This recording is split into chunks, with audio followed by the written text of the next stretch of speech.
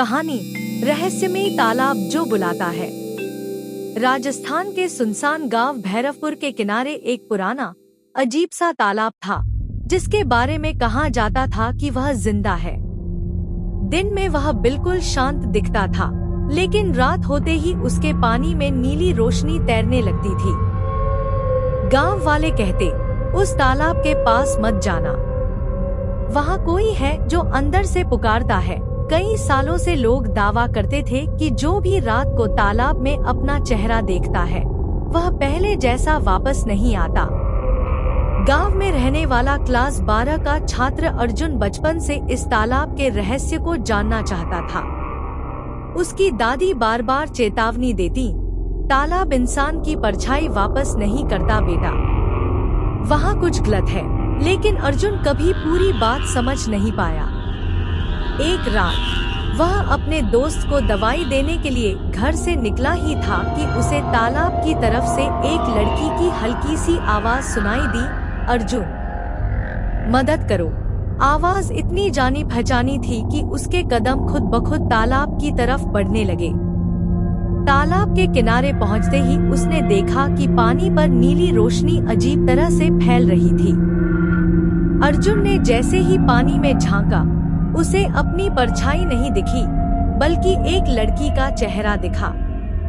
वह लड़की उसकी क्लासमेट अनन्या थी, जो 6 महीने पहले अचानक गायब हो गई थी। सबने कहा था कि वह शहर चली गई, पर अर्जुन हमेशा मानता था कि कहानी में कुछ और है। पानी के नीचे दिखती अनन्या की परछाई उसे देख रही थी और होंठ हिल रहे थे, मुझे बाहर निकालो। अर्जुन का दिल जोर से धड़कने लगा। बिना सोचे उसने पानी को छुआ ही था कि पूरी तालाब की सतह एक झटके में काली हो गई। हवा ठंडी पड़ गई और पानी के अंदर से किसी के खींचने जैसा जोर महसूस हुआ। अर्जुन ने हाथ खींचने की कोशिश की, लेकिन तभी पानी से एक ठंडी, बेहद ठंडी उंगली बाहर आई और उसकी कलाई पकड़ ली। वो उंगली इंसान की नहीं थी, उसका स्पर्श बर्फ जैसा और बिल्कुल निर्जीव था।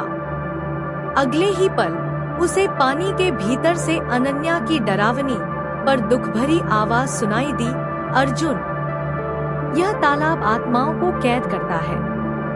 जो अकेला यहाँ आता है, उसकी आत्मा पानी में फंस जाती है और उसका शरीर बाहर जिंदा चलता रहता है, पर भीतर से खाली हो जाता है। अर्जुन ने नीचे देखा तो उसे पानी में अपनी परछाई दिखाई देने लगी, पर वह परछाई उसकी नहीं थी। उसका चेहरा धीरे धीरे बदल रहा था, मुस्कुरा रहा था, एक अजीब डरावनी मुस्कान से। अनन्या ने फुसफुसाया, अगर तुम पीछे मुड़कर देखोगे तो तालाब तुम्हारा शरीर ले लेगा और तुम हमेशा के लिए मेरे साथ यहाँ फंस जाओगे। अर्जुन डर के मारे कांप रहा था। तभी पीछे से उसकी दादी की आवाज आई, अर्जुन बेटा। पर अनन्या की आवाज और भारी हो गई, वह तुम्हारी दादी नहीं है। तालाब किसी भी आवाज की नकल कर सकता है, पीछे मत देखना।